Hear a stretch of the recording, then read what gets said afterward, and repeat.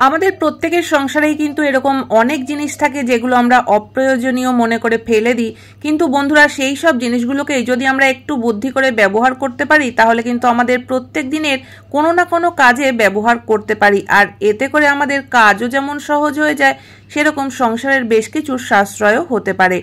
তো প্রতিদিনের মতো বেশ কিছু সাংসারিক টিপস নিয়ে আজও হাজির হয়ে গেলাম। আশা করি প্রত্যেকটা টিপসই তোমাদের কাজে লাগবে। টিপসগুলো ভালো লাগলে চ্যানেলটিকে সাবস্ক্রাইব করে নিতে একদমই ভুলো না।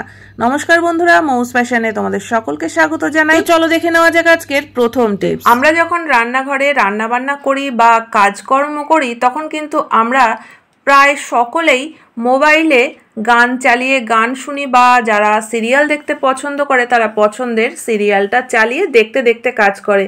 এছাড়াও কিন্তু যদি আমাদের কাউকে ফোন করার দরকার থাকে আমরা কিন্তু ফোন করি। তো তার জন্য মোবাইলটা কিন্তু আমাদের রান্নাঘরে স্ল্যাবের উপরেই রাখা থাকে, কিন্তু কাজকর্ম করার সময় স্ল্যাবের উপরে দেখবে কিছুটা হয়তো জল পড়ে থাকলো, কিছুটা একটু আটা পড়ে গেল।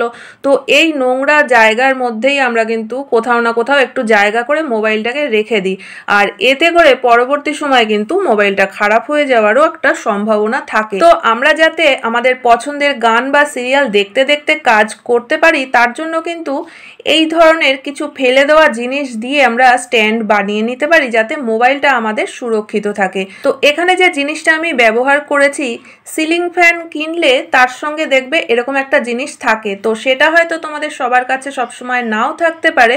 তো আমি এই জিনিসটাকে ফেলে না দিয়ে রেখে দিয়েছিলাম মোবাইলটা রাখার জন্য। তো তোমাদের কাছে যদি এরকম জিনিস না থাকে, সেলোটেপ তো সবার ঘরেই থাকে, তো সেলোটেপ ফুরিয়ে যাওয়ার পরে কিন্তু এই রোলটাকে ফেলে না দিয়ে রেখে দিতে পারো মোবাইল স্ট্যান্ড হিসাবে ব্যবহার করার জন্য। আর এইভাবে করে দেখো যদি আমরা রেখে দিই মোবাইলটা তাহলে কিন্তু কোনোভাবেও মোবাইলটায় কোনো রকম জল বা কোনো কিছু লাগার সম্ভাবনা থাকবে না, আর আমরা কিন্তু খুব সহজেই আমরা এইভাবে করে আমাদের পছন্দের জিনিস দেখতে দেখতে কাজ করতে পারবো। তো চলো চলে যাই এর পরবর্তী টিপস। আমরা মহিলারা যে শুধু ঘর সংসার সামলাই সারাদিন আর রান্নাবান্না করি সেটা কিন্তু না, প্রয়োজনে আমাদের সব রকম কাজই করতে হয়, প্রয়োজনে পেরেকও লাগাতে হয়। তো যদি এমন কখনো হয় যে রান্নাঘরে যেসব জিনিসপত্রগুলো ঝোলানো রয়েছে পেরেকে, কোনো সময় একটা পেরেক খুলে পড়ে গেল, তখন কাকে ডাকবো আমরা? আর তখন যদি হাজবেন্ড বাড়িতে না থাকে তাহলে তো সেই কাজটা নিজেকেই করতে হবে। কিন্তু যেহেতু আমাদের সেরকমভাবে একটা অভ্যাস নেই এইসব কাজগুলো করার, কিন্তু প্রয়োজনে করতে হচ্ছে, তাই একটা ভয়ও কিন্তু লাগে যে পেরেকটা লাগাতে গিয়ে যদি হাতে লেগে যায়। তো সেই কারণে একটা ছোট্ট টিপস আজকে তোমাদের সঙ্গে শেয়ার করছি। আমাদের রান্নাঘরে সাঁড়াশি তো রয়েছেই, আর এই সাঁড়াশির দ্বারাই কিন্তু আমরা কাজটা করে নিতে পারবো, হাতেও লাগবে না। তো দেখো সাঁড়াশির মধ্যে আমি পেরেকটাকে এইভাবে আটকে দিলাম, আর এবার যদি হাতুড়ি দিয়ে আমরা পেরেকটাকে ঠুকি তাহলে কিন্তু হাতে লাগার কোনো রকম কোনো সম্ভাবনা নেই। তো দেখো সাঁড়াশিটা কিন্তু আমি অনেক দূর থেকে ধরেছি, আর এবার যদি আমরা হাতুড়ি দিয়ে পেরেকটাকে দেয়ালের মধ্যে ঠুকে দিই তাহলে কিন্তু পেরেকটাও খুব সুন্দরভাবে দেয়ালে লেগে যাবে আর আমাদের হাতেও লাগবে না। তো চলো চলে যাই এর পরবর্তী টিপসে। যেসব প্যান্টে দড়ি ভরা থাকে সেই সব জিনিসগুলো নিয়ে কিন্তু আমাদের মাঝে মধ্যেই সমস্যায় পড়তে হয়, সে পাজামা হোক, বারমুডা হোক, কিংবা পাশবালিশের কভার, এগুলোতে তো দড়ি পরানোই থাকে। আর অনেক সময় দেখবে পাশবালিশের কভার পরাতে গিয়ে দড়িতে একটু টান লেগে ভিতরে ঢুকে যায়, বা পাজামার ক্ষেত্রেও একই ব্যাপার, দড়ি যদি একটু ভিতরে চলে যায় তখন কিন্তু আমরা কি করি, পুরো দড়িটাকে টেনে বের করে নিয়ে আবার নতুন করে দড়িটাকে ভরতে বসি। তো এতে করে আমাদের অনেকটাই সময় নষ্ট হয়ে যায়। তো পুরো দড়িটাকে টেনে খুলে না ফেলে আগে কিন্তু আমরা দেখতে পারি যে দড়িটা কত দূর পর্যন্ত চলে গেছে। যদি দড়িটা অনেক দূর পর্যন্ত চলে যায় তাহলে তো আবার নতুন করে খুলে তারপরে পরাতেই হবে। কিন্তু যদি দেখা যায় যে দড়িটা খুব বেশি দূর যায়নি তাহলে কিন্তু পুরোটা না খুলে এই কাঁচির সাহায্যেই আমরা আবার দড়িটাকে বের করে নিতে পারি। তো দেখো কাঁচিটাকে আমি আস্তে আস্তে করে ভিতরের দিকে দিয়ে দিচ্ছি, আর কাঁচিটা দিয়েই কিন্তু দড়িটাকে যদি আমরা একবার ধরে নিতে পারি তাহলে কিন্তু আস্তে আস্তে করে টেনে আমরা দড়িটাকে বের করে ফেলতে পারবো। যে কাজটা আমাদের অনেক সময় ধরে করতে হতো সেটা কিন্তু খুব সহজে এবং তাড়াতাড়ি হয়ে যাবে। তবে এই কাজটা কিন্তু আবারও হতে পারে, মানে দড়িটা আবারও ভিতরে চলে যেতে পারে।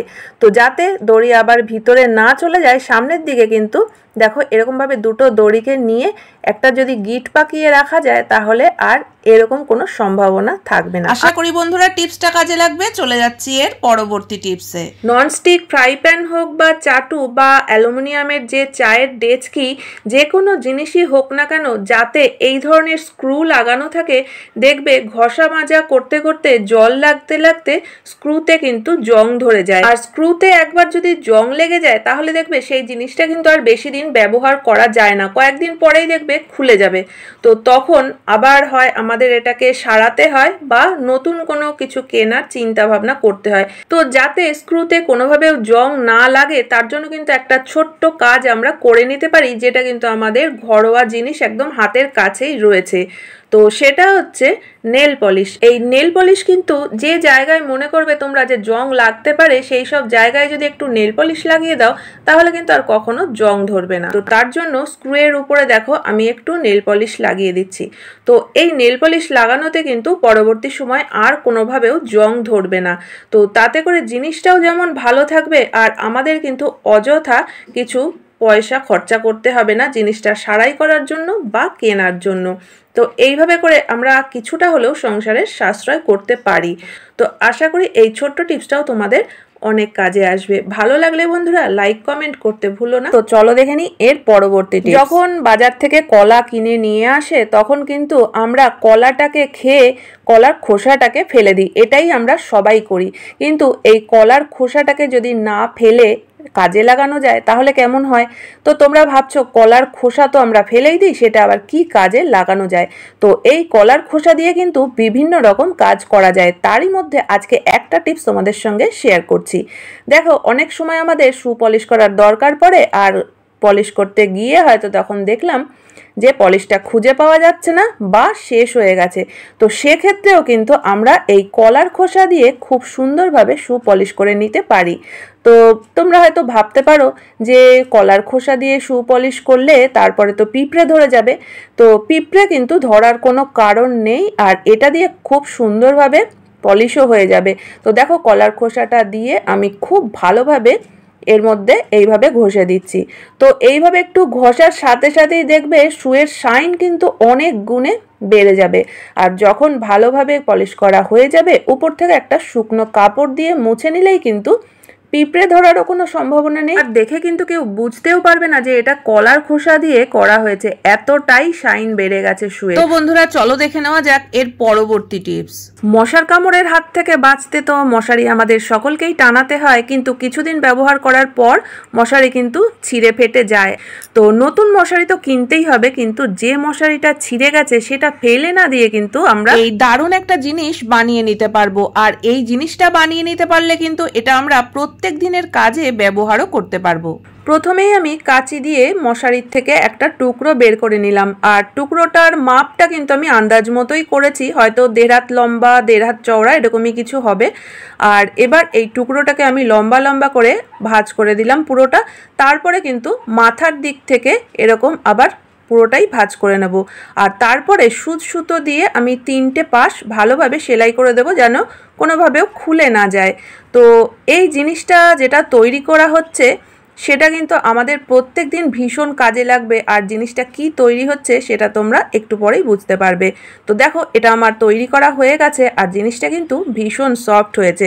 তো আমরা যখন কাচের বাসন বা এই ধরনের বাসনগুলো মাজি তখন যদি স্কচ ব্রাইট দিয়ে মাজি তাতে কিন্তু স্ক্র্যাচ পড়ে যাবে, তো বাসনগুলো খারাপ হয়ে যায়। তো সেক্ষেত্রে যদি আমরা এই জিনিসটা দিয়ে কাচের বাসন বা এই ধরনের বাসনগুলো পরিষ্কার করি তাহলে কিন্তু খুব সহজেই পরিষ্কার হয়ে যাবে, আর এতে কোনো স্ক্র্যাচ পড়ারও সম্ভাবনা নেই, বাসনগুলোও ভালো থাকবে। আর যে জিনিসটা দিয়েই বাসন মাজো না কেন খুব সামান্য একটু নিয়ে সামান্য একটু জল দিয়ে ডললেই কিন্তু দেখবে প্রচুর পরিমাণ ফেনা হয়ে যাবে। তো এই জিনিসটা হলো না প্রত্যেকদিন কাজে লাগার মতো জিনিস। তো আশা করি বন্ধুরা আজকের প্রত্যেকটা টিপসে তোমাদের কাজে লাগবে। কোন টিপসটা সবথেকে বেশি ভালো লেগেছে অবশ্যই কমেন্ট করে জানিও। ভালো লাগলে চ্যানেলটিকে সাবস্ক্রাইব করে পাশে থাকা বেল আইকনটা অবশ্যই প্রেস করে দিও, যাতে নতুন ভিডিও আপলোড করলে নোটিফিকেশন সবার আগে তোমাদের কাছে পৌঁছে যায়। তাহলে আজকের মতো ভিডিও এখানেই শেষ করছি, দেখা হচ্ছে আবার নতুন ভিডিওতে। পুরো ভিডিও দেখার জন্য সকলকে অসংখ্য ধন্যবাদ।